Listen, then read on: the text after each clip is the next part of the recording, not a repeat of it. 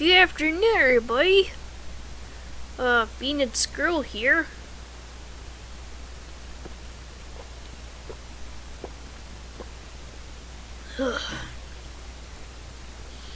Get ready for another weekend. So,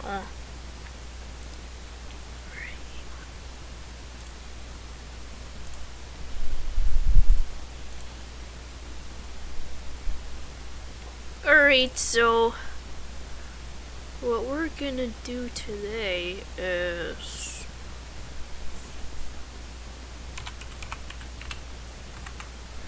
I think we're gonna watch some videos today. Just give me a minute. This was me 7 years ago. My name is Erica, and I'm the Director of Admissions at Recovery Unplugged.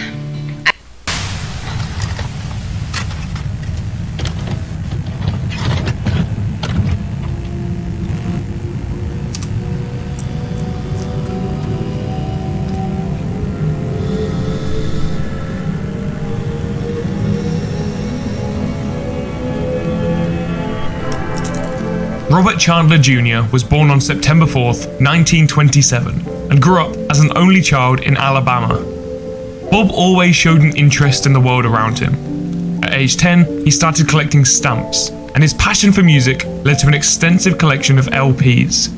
After graduating high school, Bob was conscripted into the Signal Corps, a branch of the US Army that specializes in communications. He was stationed in Korea and helped install infrastructure. He served until 1948 before returning home to become an engineer. Moving frequently for work, Bob fell in love with the Blue Ridge Mountains of Virginia and settled down in the city of Roanoke. Over his career, Bob was responsible for at least 7 patents. He designed scooters, a vehicle logging system, and machines used for producing plastic products. In 1956, Bob married a woman named Patricia Harley. They had 2 children together, named David and Carol. But shortly after moving to Richmond in 1975, the marriage fell apart. Bob's relationship with his children wouldn't survive the divorce, and they rarely spoke to each other afterwards. In 1979, Bob took a fateful trip to the pub and met Barbara Weston. She was enamored with his singing, and with the help of some alcohol, the two fell in love. They married each other, and in 1982, their son Christopher was born. Oh wow, you said a pretty interesting life. I didn't know you served in Korea. It's pretty cool. Despite the early signs of mental illness, Bob tried his best to share his hobbies with his son. He converted their backyard shed into what he called the Dreaming Studio, where he and Chris could build things together. The Dreaming Studio would rarely see any use as a workshop. By the mid-80s, Bob's health was in decline, and he suffered multiple heart attacks.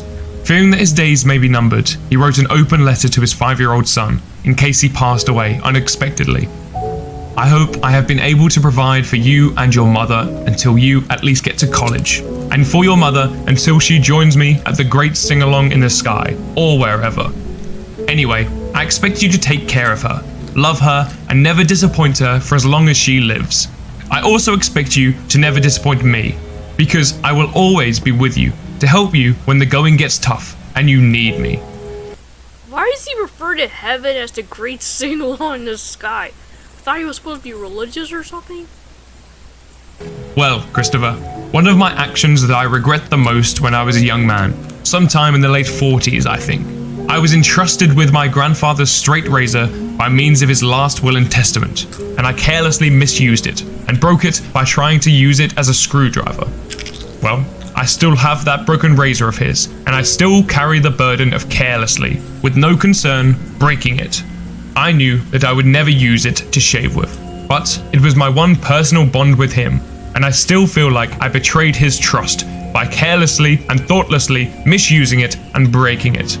I hope that you will not carelessly misuse, waste. Why does he keep that razor around? Like, get rid of it. Like, why would you keep, like, a broken, piece of junk around?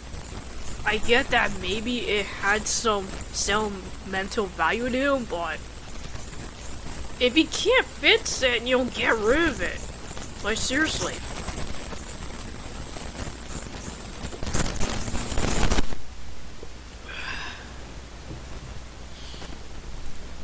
or destroy the value of the many things I have collected for you.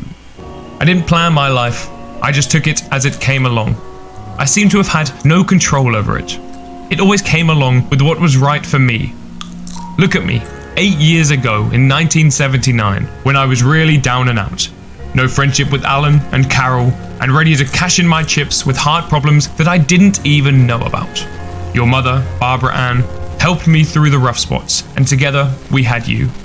Now, I really had something to live for. No better things or events could have happened to me. We have come a long way in the last 8 years. Together, we have built a whole new life with an exciting set of dreams. I also expect you to never disappoint yourself. If you think you're at a dead end at something you are trying to do, just stand back. And if it is meant to be, an answer or break will appear. Just remember, there are many sides to a mountain and many ways to climb it. Everything in its time. Your mother and I have done our best for you, and in return we expect at least that from you, for yourself and your children.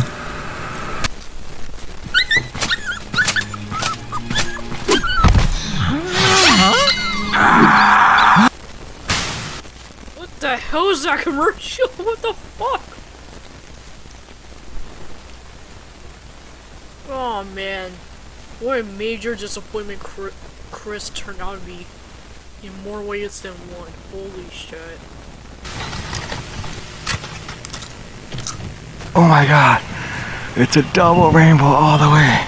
Whoa! Oh my god, oh my god! Fucking rainbows. You cannot in your mind. We're eating a live mag. Scorpio. Touch me on my studio. He fucking hit me! Consequences! Are you ready to play? Why? Hello, lady.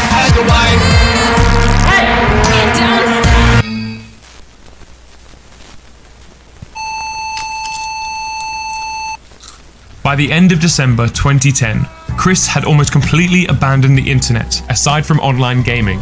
Most organised trolling efforts stopped during this period, as Chris was impervious to provocation. He did, however, continue to communicate with various fake gal pals, including a woman known as Love You Long Time. Unknown to Chris, this was an alias of the troll Kim Wilson. He planned on meeting up with Love You Long Time at MagFest, a music and gaming festival. But on January 14th, he was forced to cancel the trip by his parents, as he explained over email. Yesterday, in a final childish attempt, I gave my mum and dad the autistic treatment, silent, deaf, and no eye contact, which wrecked a family outing to country cooking that afternoon. After getting back home, she came up to my room, and in an angry, sad tone, told me sarcastically, "Go on your trip, but at least take 2 blankets with you to keep warm." Then she left crying. Then my father came in a few minutes later, telling me of us 3 being a whole and what would happen if one leaves, and informed me that due to the crap on the internet against and about me from the trolls and what I uploaded, as well as my real events between PVCC, the mall, the cops, and all that shit, plus being psychologically matched to the high school and college dropout who shot the people in Arizona, and the great number of people local. What the hell?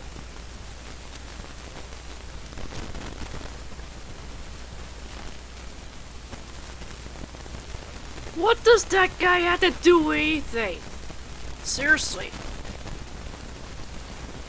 Oh my god.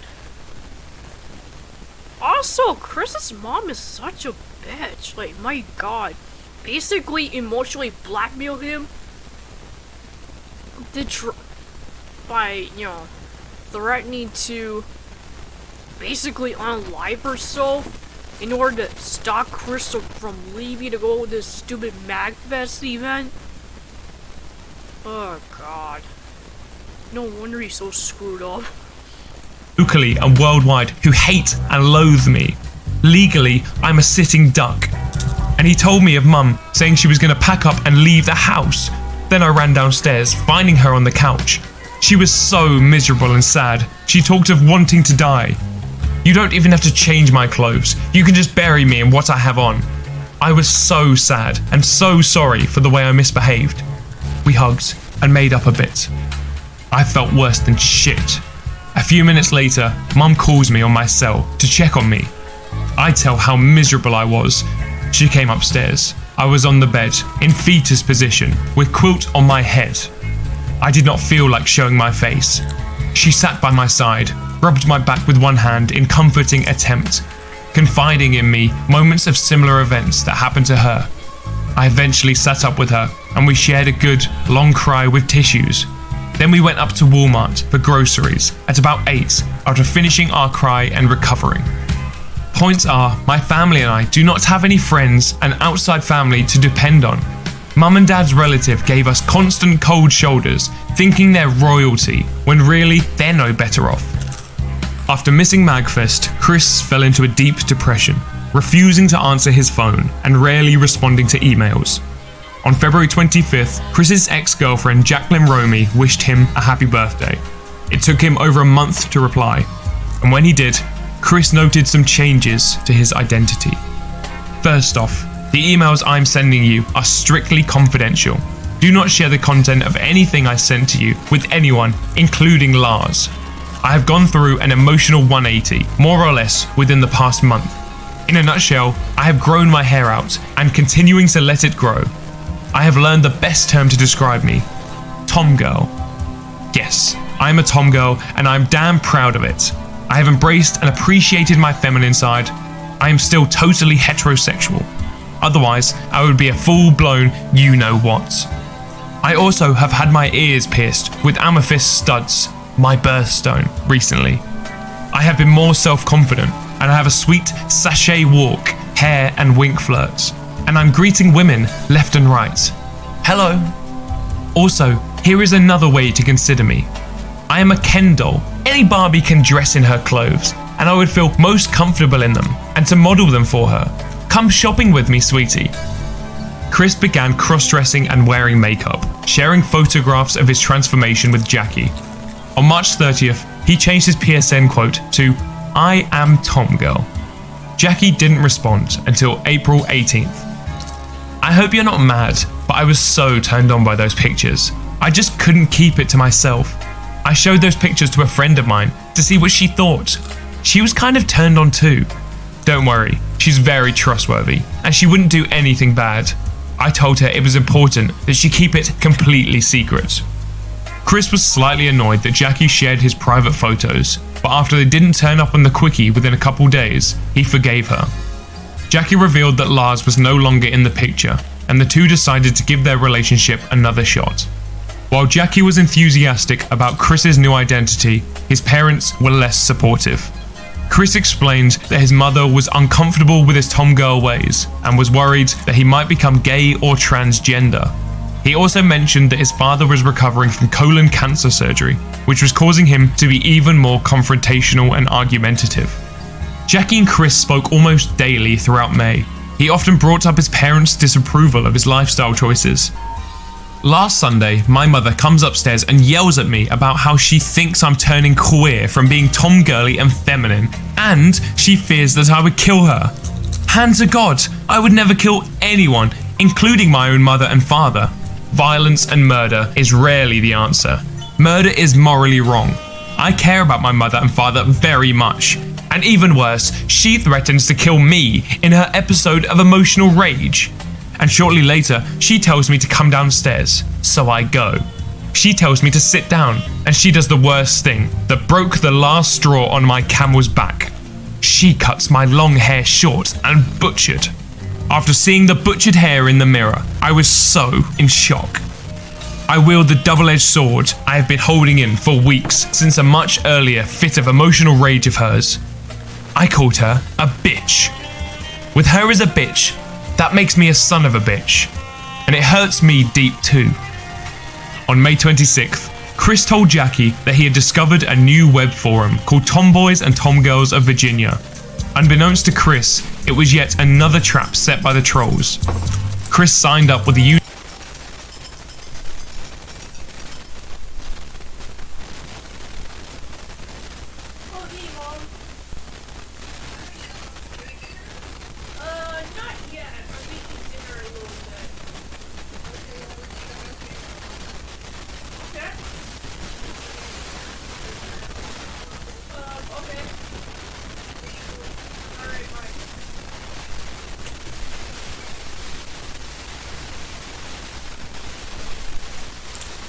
username Kooky Dashi. He wrote an introductory post attempting to keep his true identity secret. Hello fellow tomgirls. You all may address me by my screen name in the board talk. I like music, makeup, dressing up in my mini, having fun and hanging with my girlfriends, karaoke, video games, crafting and art. I am also empathetic, so I can understand other people's feelings as well as my own.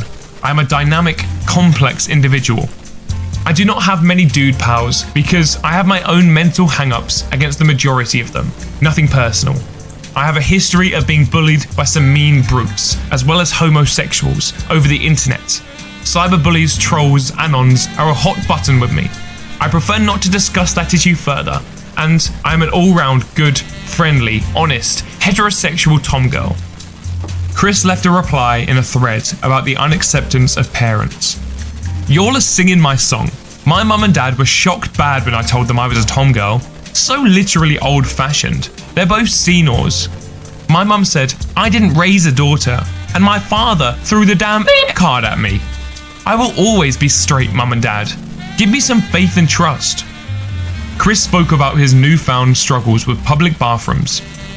After I realised my tomgirly ways and started dressing up in my skirts, I started feeling discomfort in using the men's restroom. I asked my closest gal pal if it would be going too far in using the ladies' room. She told me to go with my feelings. My next skirted outing, I used the ladies' room, and I squatted, holding my arrow down over the john so I would be less likely to soil my skirt. It felt good and right. Days later though, after 4 more lady trips, a woman complains and tattles on me, and a stereotypical brute male shouts me out. I felt embarrassed. When in skirt, I'm still gonna go to the ladies, because there is no going back for me. On June 4th, Chris wrote to Jackie about a recent confrontation. Oh my god, this goes on and on and on. Holy shit. Alright, so, I'll be right back. I gotta tell Daddy something.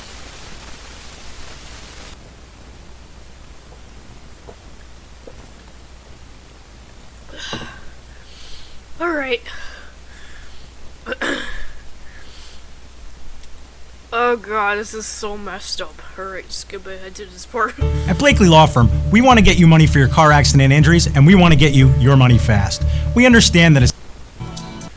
At Blakely Law Firm, we want to get you money for your car accident injuries, and we want to get you your money fast. We understand... In mid-June, Jackie invited Chris to meet her in Washington, D.C. for the 4th of July. He was reluctant to travel after his parents' reaction to MagFest. If I make this trip on the whim, I risk not having a home to return to, and I need confirmation on the solid destination. And I cannot afford at all costs to put my mum and dad at their ages through so much stress and trauma. It could spell death for one or both of them, and I would be homeless, out on the street within a few months. This Cinderella situation saddens me greatly. 2 days before he was set to leave, Chris informed his mother about the trip. She brought up many reasons that he shouldn't go, and suggested that the trip was solely for the purpose of losing his virginity. Chris eventually decided that he would stay home. Jackie was deeply hurt, and demanded a private video of Chris going out on a date with her, using his sex doll as her stand-in. And now, Jackie Pie, I'm gonna go ahead and sweep you off your feet.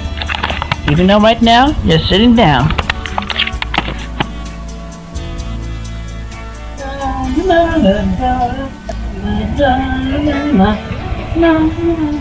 After dancing with Jackie, he takes her to McDonald's for a romantic dinner. So, Jackie Pie, what you want to do now? I think we make out. And then see where it goes from there. Alright. Oh man. The day. Dear God, I'm so glad I'm not eating right now. Holy shit, that's disgusting.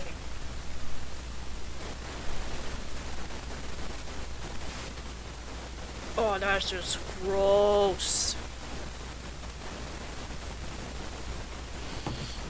Oh, that is so disgusting.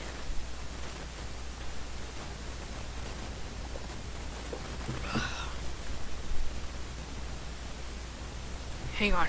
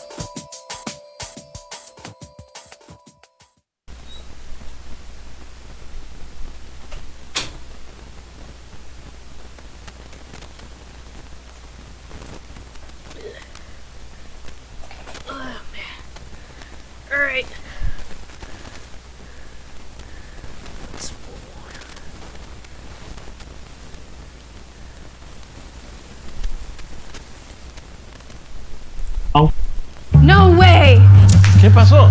¿Qué onda? I got the interview. This year, let's ditch the New Year New Eagles and keep it real. Like our honest, plant-based hypoallergenic wipes. They're made with over...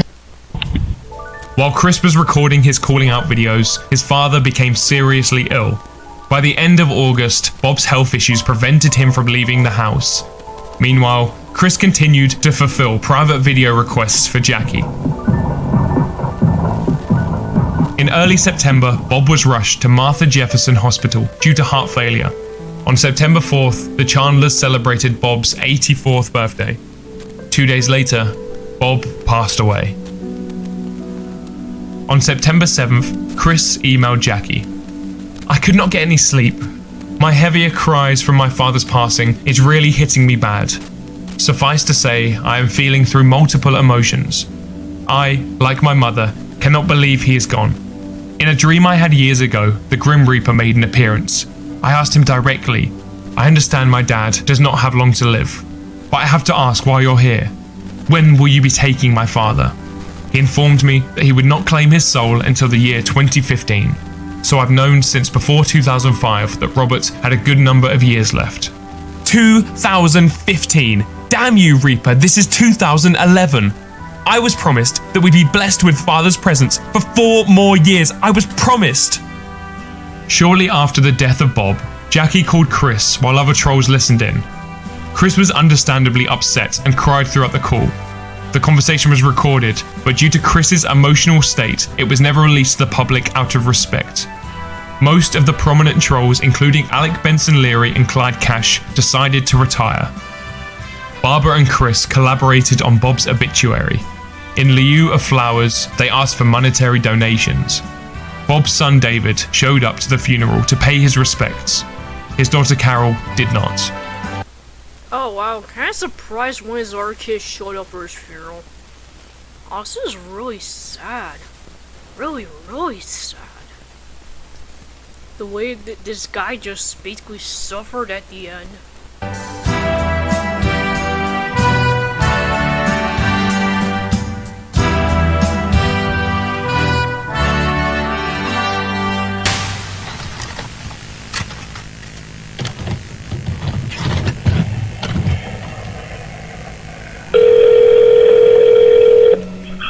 Hello?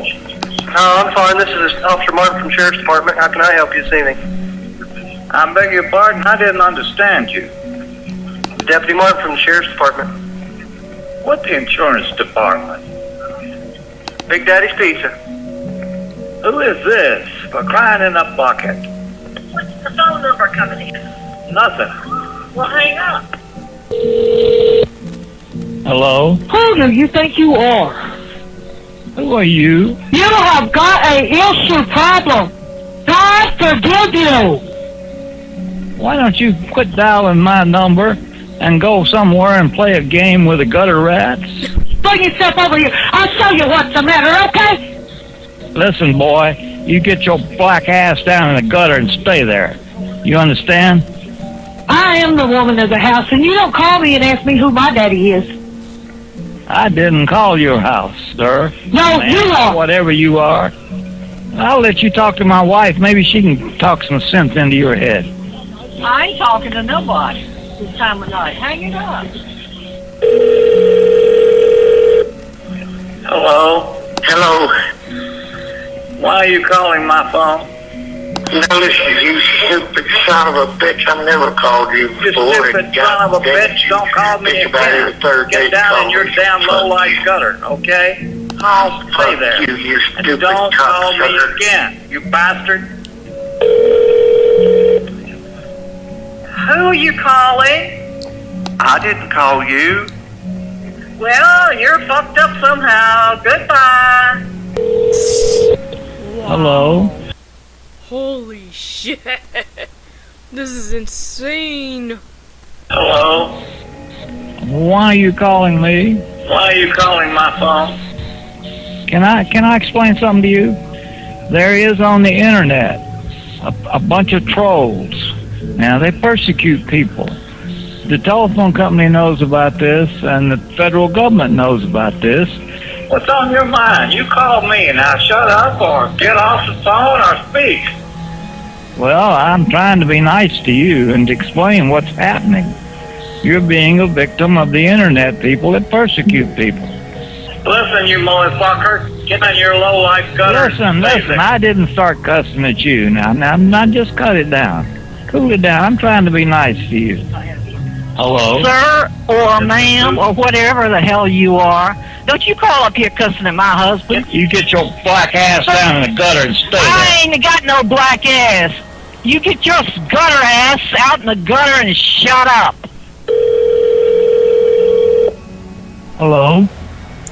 Hello, is this Robert Chandler? Yes. What's your problem?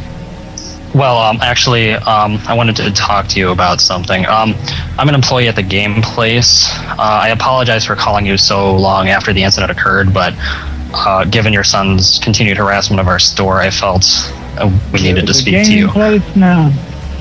I knew that he had a lot of problems with you people several years ago. Well, when you what happened was kicked him out and everything else for no reason of his own. Mike's been persecuting him for years, and I don't like Mike. This whole thing was a sir, the point is at that the very beginning with my son. Now I didn't like it sir, then, and I still don't like it. Now what happened in June? Sir, well, after he left, when he couldn't get himself unbanned, he came back several days later and was taking pictures of people in the store. Well, that's not illegal. One of the patrons. Now, Mike and Megan are the ones that conspired together with a couple of other people, kids there, I think were gay, to persecute and torment Christian for years. People are harassing him from all over the world. You have people, including Mike, and I'm sure you've heard of Megan or know Megan, right there in the store. I've heard about Megan. Yeah, sir, I don't understand why they're you're the people not that are concerned about terrorizing your son's Christian. They're the people that are terrorizing. Oh my god. It's pretty easy to see why Chris is the way he is. Also, that poor Matthew guy, he's trying to explain to him what the problem is, and Bob just keeps interrupting him and talking over him. It's kind of sad. Ugh. And Bob thinks, these people are, like, persecuting his son, when Chris is the one that's harassing people. It's ridiculous. Christian, okay? On October 28th, well over a month after the death of Bob, Chris and his mother happened to walk by the game place. They noticed a sign in the window explaining that the store was under new ownership. Wondering if they might be willing to unban Chris, he and Barb entered the shop to investigate. To his horror, Chris came face to face with the new owner, his arch nemesis, Michael Snyder. Chris snapped a picture using his 3DS, shouting, "For the internet," before leaving the store. Snyder followed them back to their car. There are different accounts on what happened next, but allegedly, Barbara and/or Chris hit Michael Snyder with their car while trying to escape the parking lot. When the police arrived, Barb assaulted one of the cops during their arrest. Both Chris and his mother were charged with felony assault, and Chris was charged with additional misdemeanors for assault and trespassing. They both spent the night in jail and were bailed out the following day by Chris's pastoral counselor, Rocky Shoemaker. Wow, I'm kind of surprised that Rocky Shoemaker's still associating with these people. Also, oh my god. Like, you will never see Susan C4 Hayes pulling that kind of shit, like, right after her husband dies. Then again, I think she's too classy for this crap. Oh god, these people are something else. Upon release, Chris uploaded the pictures he took of Snyder to the Quickie, with the caption, "Michael Snyder, the dirty, fat, chow Jew." On November 1st, Michael Snyder filed a civil suit against Chris and Barb and received a protective order. The Chandlers hired politician Rob Bell as their defense attorney after meeting him at church. On December 8th, a troll pretending to be a court-appointed psychiatrist called Rocky Shoemaker, hoping to gain insight into Chris's legal situation. Hello? Oh, good afternoon. Is this Miss Shoemaker? Yes. My name is Dr. Perrin. I was appointed by the court to give an assessment of Chris's mental health. You've been his pastoral counselor for some time. No, I don't have any authorization to talk to anybody about this. I would have to see something in writing simply because I have been getting a lot of unauthorized phone calls.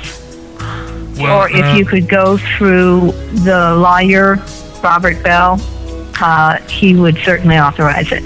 And that's just to protect Christian because I've had police reports filed over the past 2 years because of the misuse of my phone. Well, I shall be meeting with Christian in Christian's home on 14 Branch Lawn Court. Oh, he is meeting you at his home? Yes. I think you'll have a very difficult time getting anything done in that home. Well, simply because they are having an infestation problem in that home. And the social services and the health department have been a part of that. Oh my goodness. It would probably not be a real wise place for you to go. I wasn't aware that it was as bad as you say it was. I have not been there, and I do not know. Oh. Except from what the nurses have said. Now, how long ago was that? Around the time of his father's death. That would have been about 2 or 3 months ago, I think. He was while he was in the hospital under quarantine. Christian because was? of it. No, Christian's father. Oh. He had bug bites all over him. Good God. I'm not happy to hear about this infestation problem, though, especially with Christian the way he is. Yeah. Alright, I've got to be getting off, but thank you very much for speaking. Okay. Okay, thank you. Goodbye. God damn. I was not expecting any of that. McAfee Plus is like having the power to turn invisible to hackers. Get all-in-one protection with McAfee Plus.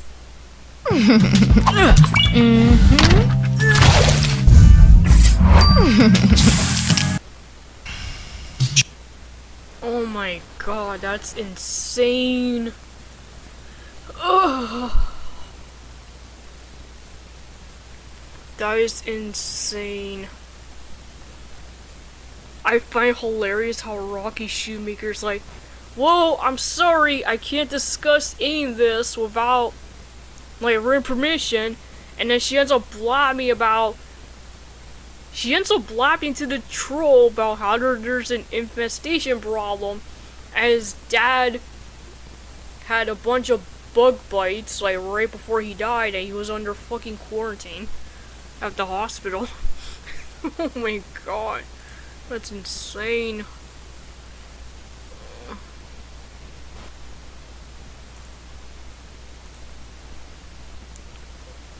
Alright, give me a minute.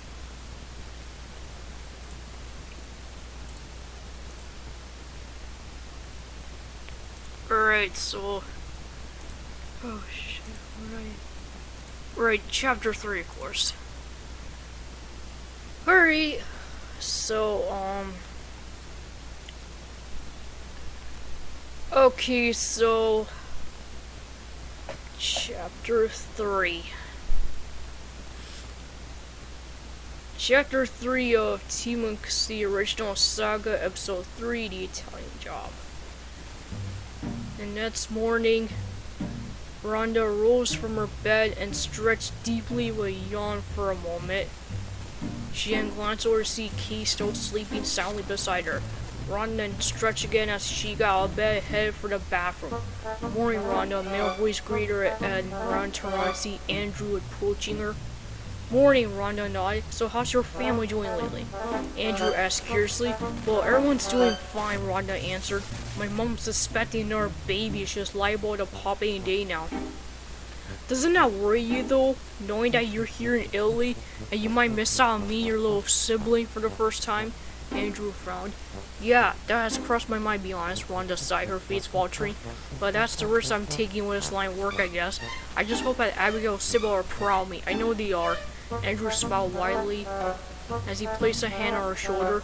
I also know for a fact that you're gonna be a wonderful big sister to your new sister when she finally comes into this world. Thanks, Rhonda flashed a half smile at him, glancing at the bathroom. Do you want to use the bathroom first? I take forever in there. I'll mind ladies first. Andrew smiled as he gestured towards the bathroom. Alright then, you're gonna be sorry, Rhonda sighed, with a teasing smile as she headed into the bathroom. As soon as Rhonda was gone, Andrew glanced around to see BJ approaching him.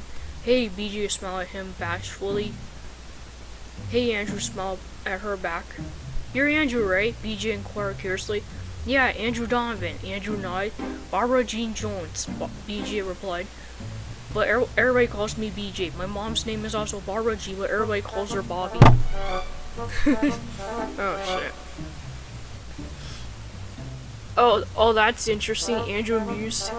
So what does your mom do exactly? My mom's a nurse, my dad's a doctor, BJ answered. What about you? My mom is actually a child psychiatrist back in LA, Andrew replied hesitantly. As for my dad, well, it's a bit complicated. He actually works for the government. No way, I have an uncle that also works for the government. BJ marveled in awe. Well, you know, we actually have something in common, Andrew laughed with a wry smile. BJ, will you please stop flirting with that guy? Get right, I'm starving. Lucas whined as he, Tommy, and Matty walked over to the older teen girl. Hey, champ, good morning to you too. BJ greeted him with a laugh and a smile. I gotta go use the bathroom, Tommy whined, squirming uncomfortably. Oh boy, Andrew sighed, rubbing the back of his head. Rhonda did warn me that she was gonna take forever in the bathroom. Hey Rhonda, hurry up, you're not the only one that needs to use the bathroom. Jasmine hollered. Then she marched towards the door and banged on it impatiently. I'm coming out, just give me a minute, Rhonda yelled back. Moments later, Rhonda emerged from the bathroom while wearing a green polo shirt, a pair of jeans, and a pair of white sneakers with hair tied in a ponytail. I'm ready, she said. Alright then, Andrew nodded as he then started clapping his hands enthusiastically while yelling at the top of his lungs. Let's go everyone, we better get moving or we're gonna miss out on breakfast. Aw man, Miranda groaned. She and Cassie rose from their bed and trudged over to the rest of the group. Alright, who's next? Andrew announced. Me, Tommy raised his hand as he rushed into the bathroom and slammed the door shut. Matt stayed inside dejectedly. She looked over at Lucas.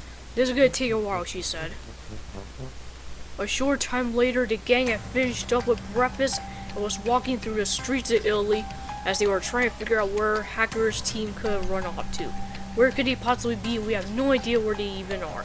They could be anywhere, Jackie fretted, while clutching her head tightly in a panic. Sounds like you guys might need a little help here, a male voice addressed them. Ronnie yards and turned around to see a group of stray cats advancing towards them, when an elderly gray male cat approaching him with a friendly smile. I'm the colonel, these are my friends, the elderly gray cat informed them as he gestured over to his group of friends. We're looking for a baby seagull, and we were wondering if perhaps you might have seen her. I'm afraid that we have bad news, Jasmine frowned sadly. We had run with some bad guys yesterday afternoon and they made off with that seagull chick.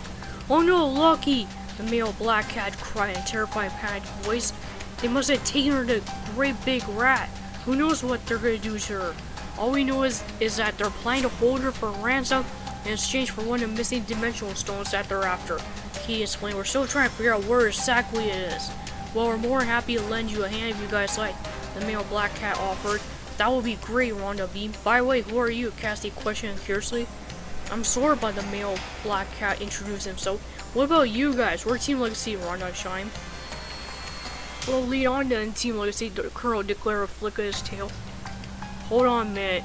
Shirley held up her hand as she was examining a handheld scanning and tracking device.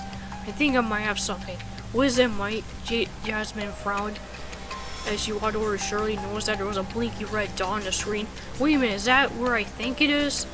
Shirley pursed her lips. No, it can't be. What is it? Matsy demanded impatiently. I think I might know where Dimensional Stone is. Shirley muttered, it's somewhere in Hamburg, Germany. Germany, how in the bloody hell are we gonna even get there? Rhonda exclaimed indignantly. Don't you remember, Rhonda? We can summon her ship with our wayfinder devices. He informed her. Alright, Rhonda groaned while face palming herself. She inhaled sharply before turning the dial on the right side of the wayfinder device about 3 times before pushing the button. Moments later, the wayfinder device began to light up repeatedly in a light blue glow as a loud resounding roar echoed across the sky, and everyone looked up to see the orange-colored spaceship with yellow stripes hurling right towards them before landing just a few feet away from them. "No way!" Luther murmured in astonishment. "Awesome!" Cassie cheered excitedly. "Come on, Cass, let's go see this ship for ourselves," Maria urged her excitedly. As the twins rushed over to where the ship had landed, upon closer inspection, the gang had noticed that the spaceship also had Team Legacy's official insignia on its right side, which consisted of a yellow shield with the letters T and L running in black and bold along with an image of fiber hovering over the yellow shield symbol. The letter T was also placed on the upper left-hand corner of the shield symbol, while the letter L was placed on the lower right-hand corner.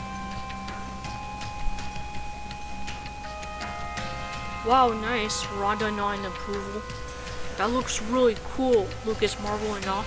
"Yeah," V-Mom murmured. "Well, what are you guys waiting for? Let's get in," Rhonda urged everybody as the platform opened up and they all raced inside. Moments later, the gang arrived at the cockpit as they all sat down in their seats and Rhonda settled down in the pilot's seat. "Now let's see how this thing works," she muttered as she reached in to push the red power button. "Oh no you don't," Agent Forsyth interjected as he immediately grabbed her hand and stopped her. "You're not driving that spaceship."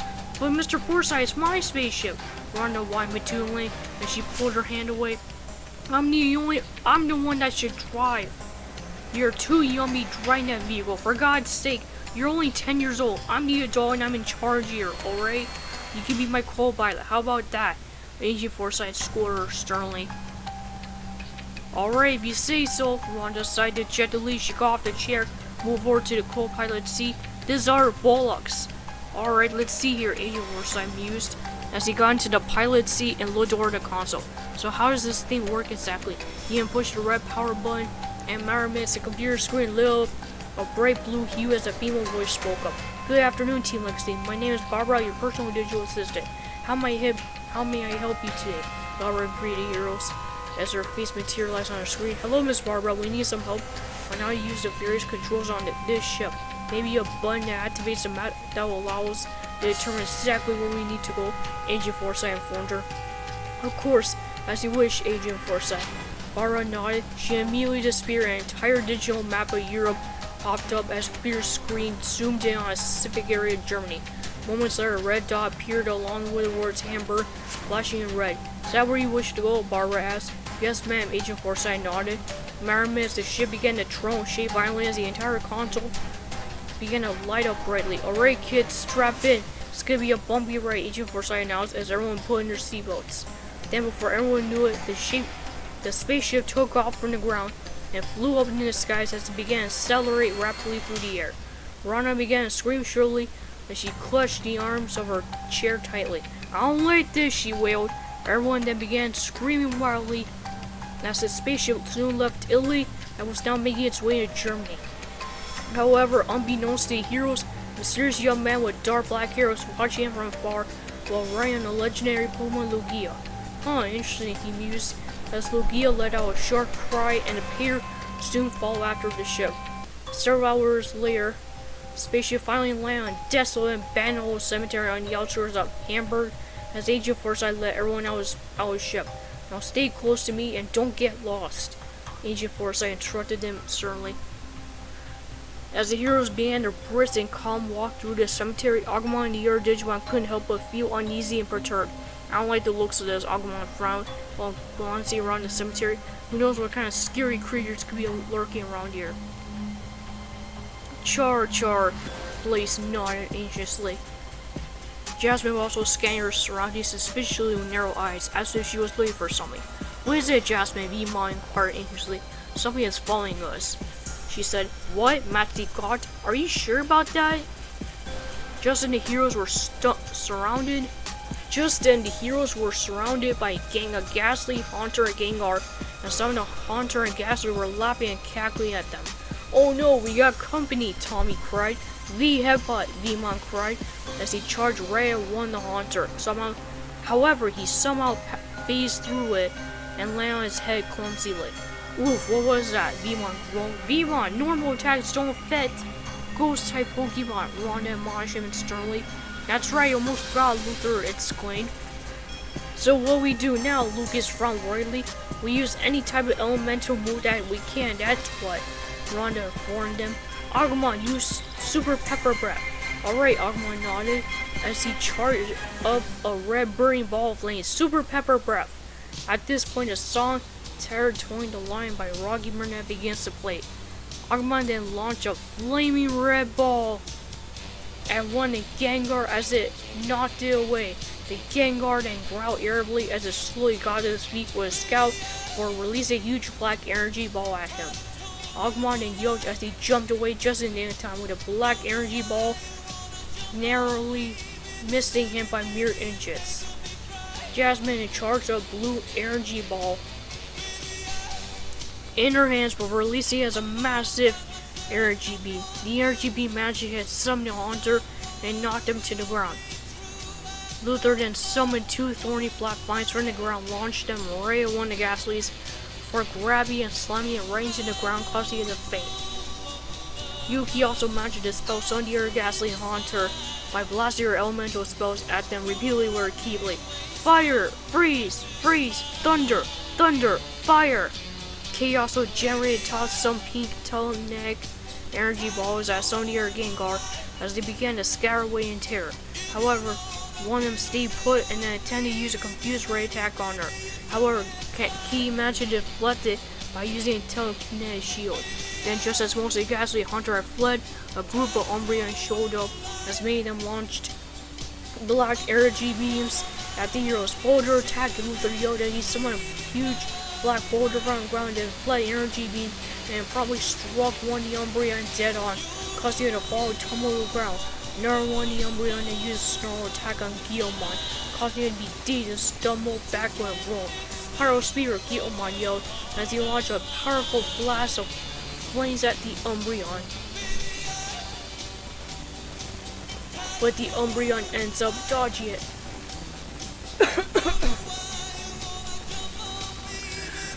The Umbreon then launches a Dark Pulse attack that hits Guilmon straight onto the chest. However, Guilmon stood his ground and growled softly with determination.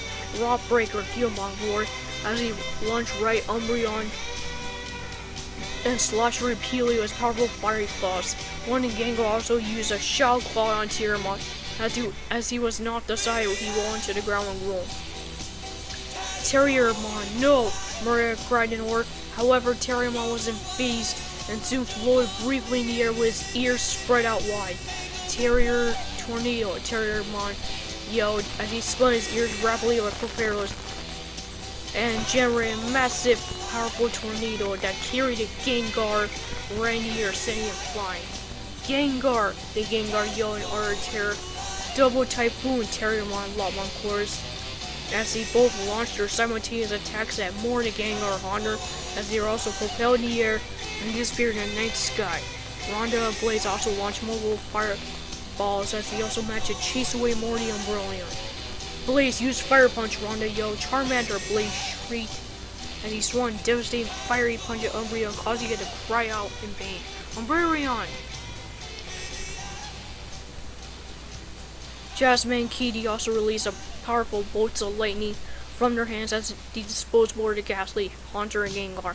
With Jasmine's lightning bolt attack a bright blue, while Kitty's was more in a darker pink hue. Wind! Yuki yelled as she released a gust of wind from her Keyblade in order to blow away more of the Umbreon. Before long, the battle concluded as the enemy Pokemon had finally made a retreat and were gone. Is everyone okay? Agent Foresight asked the gang. Yeah, Rana nodded as she turned to look at Blaze. Good work, Blaze. Charmander, Blaze smiled at her while waving his hands happily. Come on, everyone, let's keep moving. Shortly announced everyone kept on walking through the cemetery. As the gang continued to venture through the cemetery, a cold, heavy, and misty fog stole over the area as the entire place was plunged into pitch black darkness. Key knows that Jasmine was on high alert as she was cautiously surveying her surroundings. What is it, Jess? She frowned. I'm Detective Very Sinister all around you. Jasmine replied, looking at her left. Over there, she yelled, pointing her finger in that particular direction. She then raced off in darkness as the other followed her anxiously. After what seemed like forever, they finally came upon an abandoned grave and were surprised to find mystical-looking stone that appeared to be pulsating in bright purplish light hue. There I see it, Jasmine yelled. Let's go retrieve it, and then we can meet with Hacker's cronies and exchange it for Lucky's safety and well-being. But just as she was about to walk over to where the stone was and pick it up, she jumped back in surprise as the black blur suddenly swooped down and snatched the stone from right underneath her nose. Hey, what's the big idea, you ugly, filthy vulture? Key snarled angrily, her eyes narrowed as she watched Diablo take off in the skies with his shower stone in his talons. Give that back! Oh no you don't! Digit growled as his propeller-like tail began to spin rapidly. He took off after the male black raven. You're not getting away that easily. Digit, be careful! Inez hollered through her hands as she watched Digit pursue Diablo with an apprehensive, worried expression on her face. Oh, I hope he's gonna be okay. Jackie frowned. Meanwhile, Diablo was gliding smoothly in the air as he was focused on getting to his destination, not really paying attention to his surroundings. Just then, he was suddenly tackled from behind as he found himself spinning and tumbling midair in a confused daze. Ha! Psych! Digit cackled triumphantly as he made away with Shadow Stone. Diablo then let out an angry shriek as he flew after Digit in a fit of rage. Go, Digit, go! Matt, Inez, and Jackie cheered. Then as the two birds continued to chase each other, Digit noticed that he was flying over a massive patch of briar thorns. He decided to dive right in and disappear in an attempt to shake off his pursuer. Diablo also decided to dive in the patch of briar thorns and try to catch up with his foe, but soon found himself screaming and wailing in agony as the endless weaves of thorns tore and ripped at his feathers.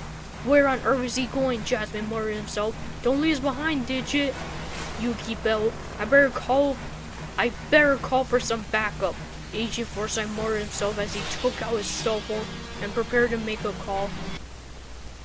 Meanwhile, back in Buchanan residence, Beatrice was busy preparing dinner in the oven, while Harold was sitting at a kitchen table, helping Abigail out with her homework. She was busy spinning a wooden spoon into a pot full of mashed potatoes. She was churning minty slowly yet carefully. She then opened the oven door just slightly in order to monitor the progress of her food. How are the fish and chips going, Beatty? Harold inquired curiously, glancing over his shoulder. So far, so good.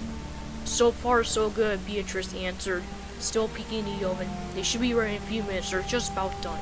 I really hope Rhonda gets home soon or she's bound to miss dinner. Harold frowned. She'll be here, Harold, don't you worry. Beatrice reassured him gently with a smile. She's not gonna miss supper for the world. Just as she says this, she suddenly dozed over in pain while bending over, clutching her belly tightly. Darling, are you alright? Harold frowned wearily as he rushed over to his wife.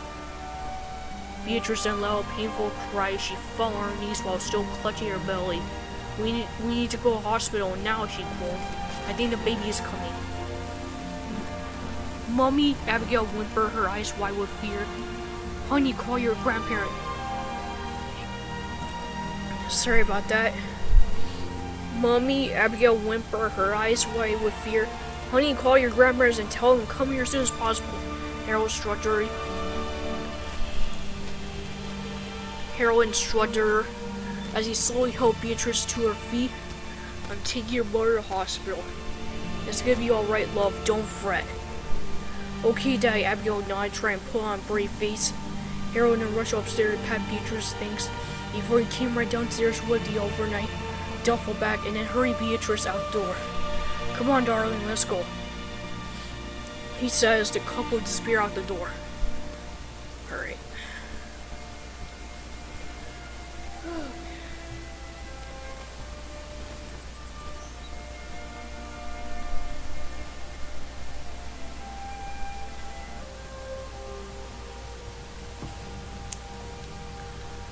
Alright,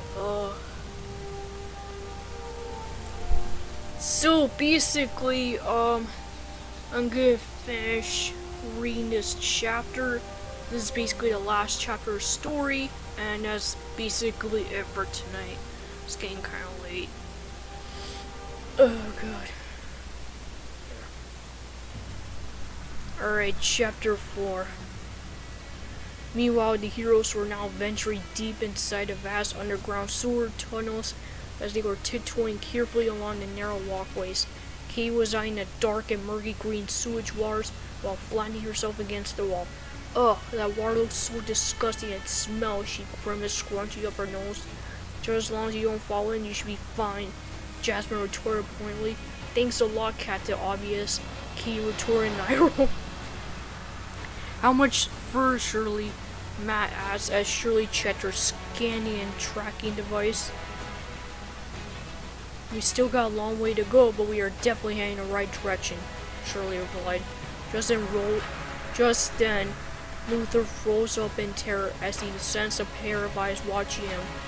A large, shadowy figure concealing itself in the sewage water.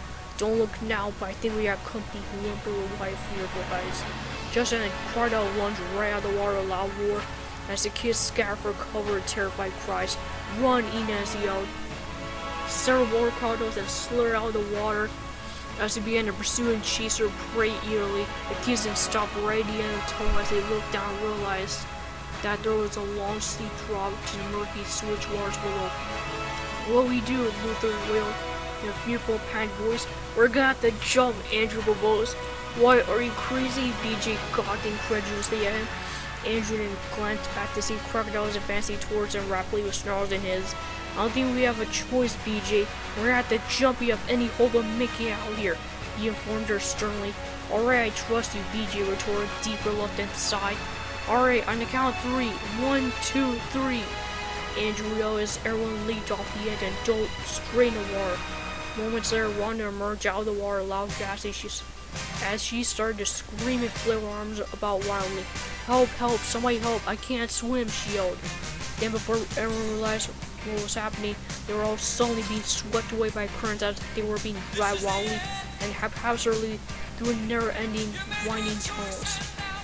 Mariah and Cassie held on to each other tightly as they did their best to swim as far away from the crocodile as possible. Hang on, Cassie screamed. I'm scared, Mariah wailed as the crocodile snapped at her, causing her to scream shrilly in fear.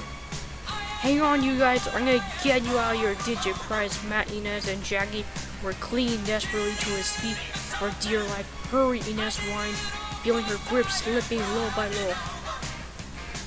Kiwa was also flailing, kicking her legs wildly as she fought and struggled to stay afloat. Help, help, somebody help.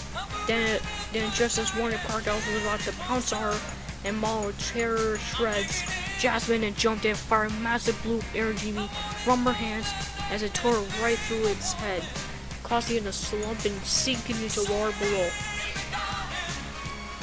Keenan gawked in awe at Jasmine's astounding and incredible bravery. Jasmine, how did you? She stammered. Come on this way. Jasmine urged her. She grabbed her hand and pulled her to safety. Meanwhile, Rondo so strongly and stayed afloat as she noticed Grandma floating up to her while carrying Andrew and BJ on his back. Andrew, Rhonda gasped heavily, still kicking and thrashing fiercely. Grab my hand, Andrew hollered as he reached out his hand towards her, and Rhonda immediately accepted. Within minutes, Andrew pulled her out of the water as Rhonda collapsed onto her chest, coughing and sputtering. You okay, Rhonda? BJ inquired with raised eyebrow. Yeah, I'm fine now, thanks to you, Rhonda answered with relief and grateful smile.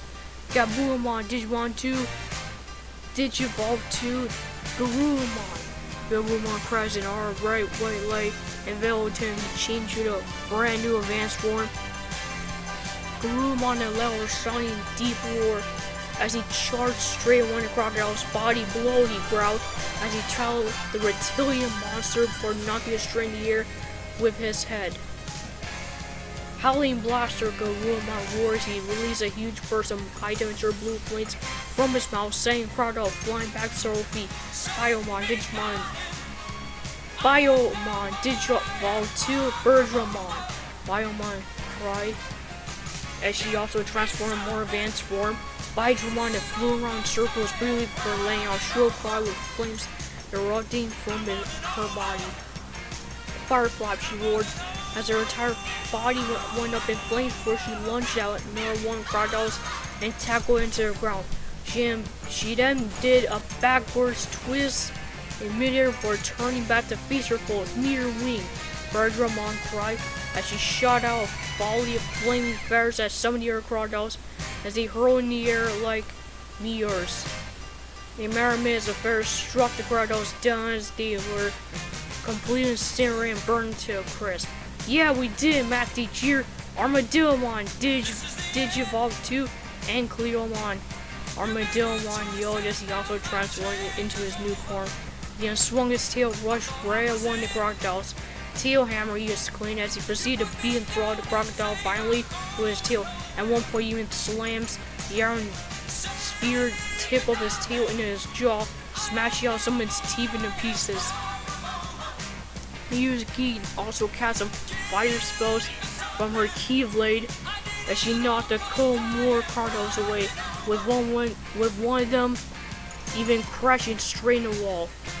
Finally, the heroes made it to another nearby tunnel as they swam more to it and climbed inside. Bidramon and launched a massive ball of flames from her mouth, while Garurumon spewed out another burst of high-temperature blue flames from his mouth, and Yuki released a huge gust of wind for her Keyblade.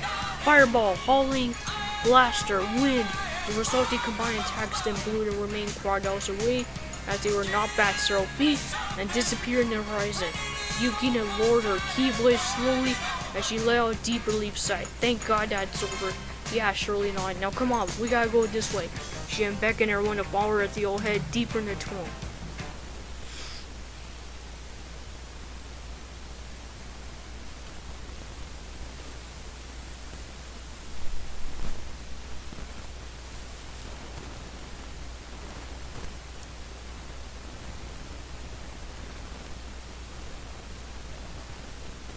Meanwhile, at the hospital, Beatrice was lying in bed. She was groaning and whimpering in pain. How far along is she, doctor? Harold asked as he looked on at his wife worriedly.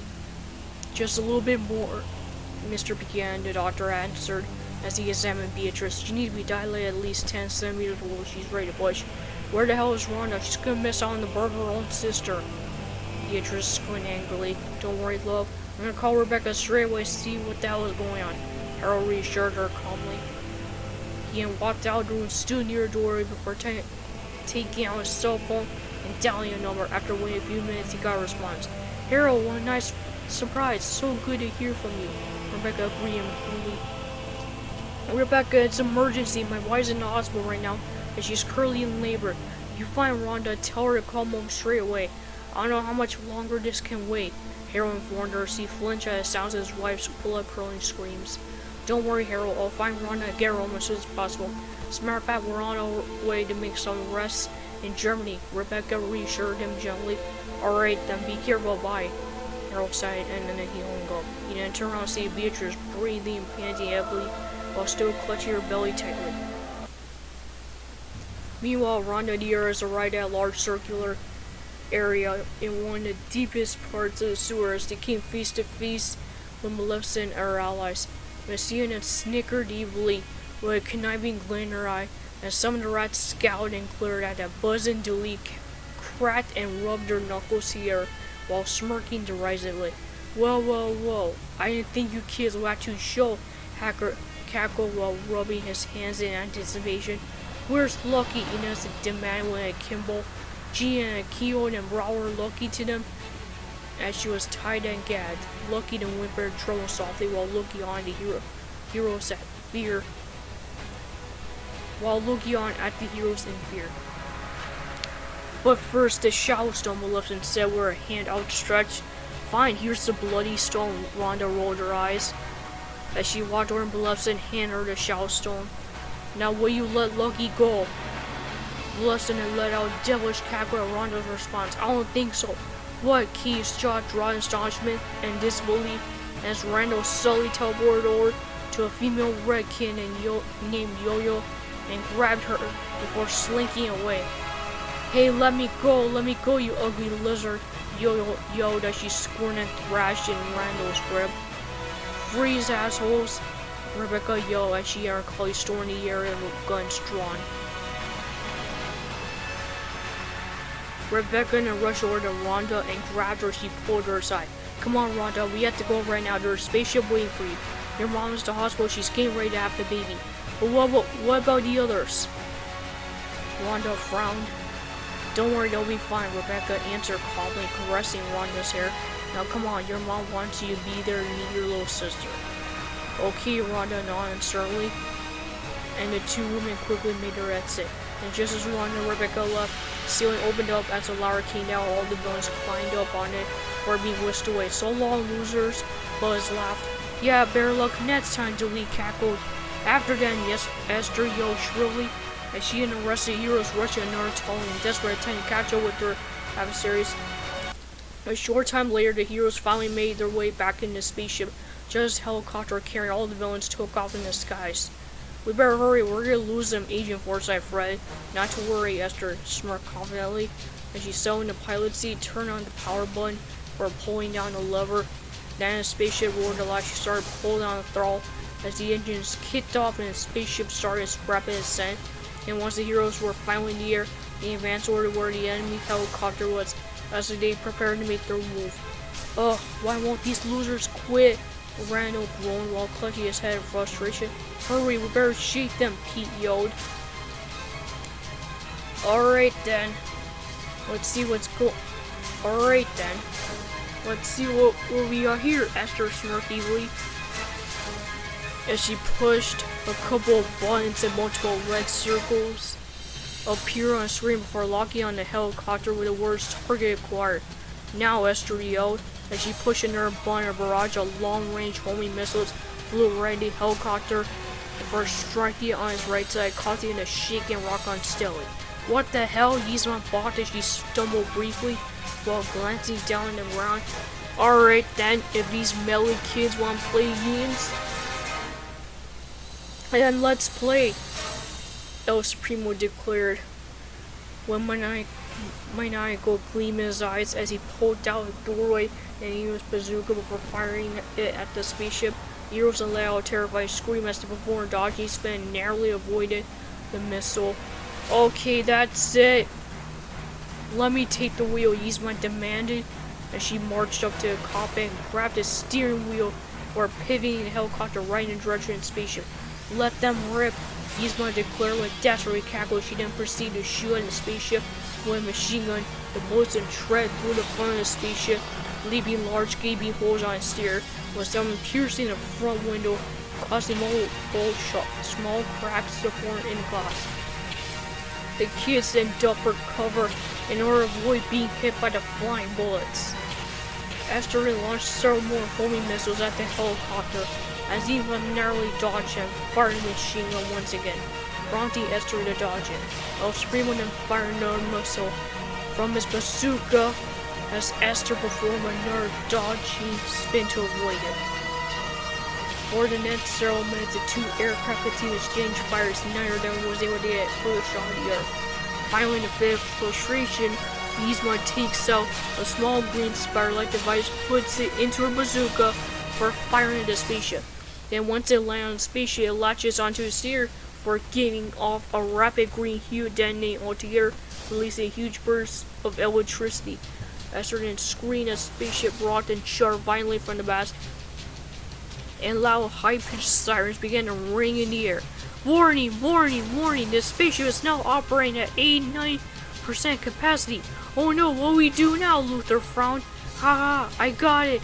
Yzma shrieked in triumph as she fired even more green spider-like devices at the spaceship. They then landed on the front of the spaceship and quickly detonated a bigger burst of energy, causing even more significant damage. Warning, warning, now operating 55% capacity. Do something, we're gonna crash. Katie cried, panicked voice. I'm trying, Katie. Esther shot back. She was desperately pressing several buttons when the sirens continued to go off. Shit, everything's fried. Just then, a black shell flew over the helicopter as everyone looked around to see where it went.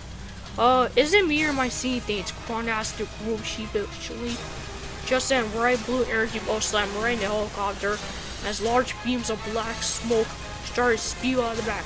The helicopter stopped flying and stopped briefly before it dropped and started its rapid and harrowing descent to the ground. Mayday! Mayday! We're going down! Iago hollered as the helicopter kept on spiraling and plummeting down towards the ground, with the villains' panicked and frightened cries echoing in the air along a lingering trail of black smoke. Moments later, there was a loud thundering crash accompanied by a fiery explosion. Genie, no! Andrew cried in a horrified, stricken voice as he watched the helicopter engulf itself in flames. No! Is she dead? BG whispered, not wanting to know the answer. I don't know. Andrew stammered, his gaze faltering. She might have escaped somehow, or at least I hope so. We better go down there and examine the wreckage, just to confirm that there are indeed no survivors. Esther sighed, hanging her head sadly over the console. Sounds good, Shirley nodded. A few minutes later, spaceship landed on the ground as the gang headed over to the crash site. But to her surprise, there didn't seem anyone there. Yuki also began to dig through her road fiercely in a desperate search for any survivors, but to her dismay, she didn't find any. Impossible, there should be some bodies lying around here. I don't see any, she frowned. They must have made an escape right before the helicopter crashed, Mariah speculated. Sounds logical to me, Agent Hawthorne shrugged. Madam Director, if you don't mind, I'm gonna file an incident report with Mr. Manning when we get back to London. Agent Forsyth informed Esther. Go on right ahead, Agent Forsyth. I have a feeling that Jack's gonna want to know how in the hell we managed to screw up this whole mission in the first place. Esther sighed while running her head through her face. I better get back home right away. Mom's probably worried about me. She might also want to know what happened with Jeannie, Andrew said. Yeah, I also need to take Lucas and Maxie back home with me too, BG nodded. Alright then, I'm gonna call somebody to help us fix this ship, and then we should be home in no time, Agent Forsyth announced, as he whipped out his cell phone in order to make an emergency call. This is gonna take a while, Jasmine rumbled, as she shot a withering glare at Katie. Meanwhile, back in London, Rhonda and Rebecca rushed into the hospital lobby as they met up with Harold, who was waiting for them. Oh, thank God, you're here just in nick of time, Harold breathed sigh of relief. Congratulations, Pumpkin, you're now a big sister again. Really? Rhonda's eyes widened off. Yes, Mom really wants to see you. Harold nodded as he gestured for the wind to follow him. Now come along, she's waiting. Rhonda nodded. She, Rebecca, and Harold headed to Beatrice's room. As soon as they arrived, Rhonda was surprised to see Abigail, Gregory, and Gregory's new wife, Lena, huddled around Beatrice's bed. Lena was an elderly black woman with light brown skin, dark black eyes, round, pronounced, and heavy-set face, short black curly hair, large, voluptuous, and shapely build. Hello, Dorian, so good to see you. Gregory smiled tenderly at her. Papa Gregory, Rhonda beamed. She rushed over to hug him with open arms. Hello, darling. Lena agreed with Rhonda in the thick Caribbean accent, as she also walked over to hug her too. How was your adventure? Good, Rhonda answered. She and them broke for another embrace and saw Lord Beatrice, who also greeted her with a hug. Hello, Rhonda. Meet your new sister. Beatrice smiled weakly. She showed her a tiny pink bundle. Rhonda peered down to see a newborn baby girl with tiny wisps of dark black raven hair and pale as her eyes like her father. She smiled. She cradled her tenderly. Hey there, Sybil. I'm Rhonda. I'm gonna be the best big sister that you ever had. Sybil cooed softly. She gazed up at Rhonda curiously. The adults cooed and nodded at the newborn baby with tenderness and love, as they all rejoiced together in this special and precious moment. Meanwhile, back in Hall of Bastion, Jean was sleeping in her room when suddenly she heard a soft female voice call out to her, Jeannie, Jeannie, Jeannie. Jeannie didn't open her eyes to a start. She looked around with a confused and bewildered face. Huh, what's going on? Jeannie, come to Mother. Your mother's waiting for you. What? Your mother's waiting for you. Your mother's waiting for you. Your mother's waiting for you. It was then that Jean's demeanor suddenly changed as she fell into a deep deep in hypnotic trance. She then slowly marched out of the room with a blank and motionless face as the green will-o-wisp materialized out of nowhere and led her away. As she continued to walk through the empty and desolate hallways, a mysterious female voice continued to speak to her. Your mother's waiting for you. Your mother's waiting for you. Your mother's waiting for you. Your mother's waiting for you. Eventually, after a short while, Jean arrived at an empty, dark, dungeon-like room with a black cauldron sitting before her. The shallow stone was levitating above the black cauldron while emitting dark purplish black hue. Yes, yes, Genie. Touch the stone. It will give you all the power you need. You will be the most powerful person in the whole universe. You won't have to worry about being neglected, ignored, or shunned ever again. You can use that power to destroy every single person that has turned their back on you, including that wretched brother of yours. All you have to do is accept this great power and let it consume you. Accept your destiny. Jean then walked over to the black cauldron and reached out for the shadow stone before grabbing it. The moment that she did so, a pair of shadows emerged from the stone as they flew into Genie's body. Genie and Sharon convulsed violently for a few moments before I started radiating black shadowy aura. Her eyes glowed a red hue briefly as she let out an evil maniacal cackle. Just then Rigo barged in the room as he gawked at her mortified face. Genie, what the hell are you doing? You're not supposed to mess with that thing. Get a load of this, Riku. Genie smirked evilly in a dark demonic voice as she held out her hand and made a waving motion. Within moments, Riku was flung straight in the air as he found himself suspended and frozen in place, unable to move. He had strove to break free from Genie's telekinetic grip, but it was no use. What the hell do you think you're doing? I'm supposed to be your friend, remember? Riku demanded. You're not my friend. You're just an obstacle that needs to be disposed of. You're not gonna stop me from ruling this world. Out of my way! She made a nerve-waving motion, prompting Riku to fall right into the ground and groan. He glanced up to see Jean levitating in the air as more shadows began to circle around her rapidly, her eyes glowing a bright red hue. This world is mine. I won't anyone else stop me, even if means destroying that worthless older brother of mine and that whiny little brat Rhonda, her motley crew dorks. Genie then began to cackle maniacally and diabolically as more shadows began to envelop around her with even more intensity and speed, and it wasn't long before everything turned completely black. To be continued, the end. Alright, this was actually a really good episode. I liked it. This was a really solid episode, some pretty good fight scenes, I'm not gonna lie. So yeah. Yeah, so that's basically it. That's it for tonight. I gotta start working on my story again, and hopefully post this second chapter as soon as I can. Alright. If you like this video, subscribe. This is Phoenix Girl signing off, and I'll see you next time. Bye.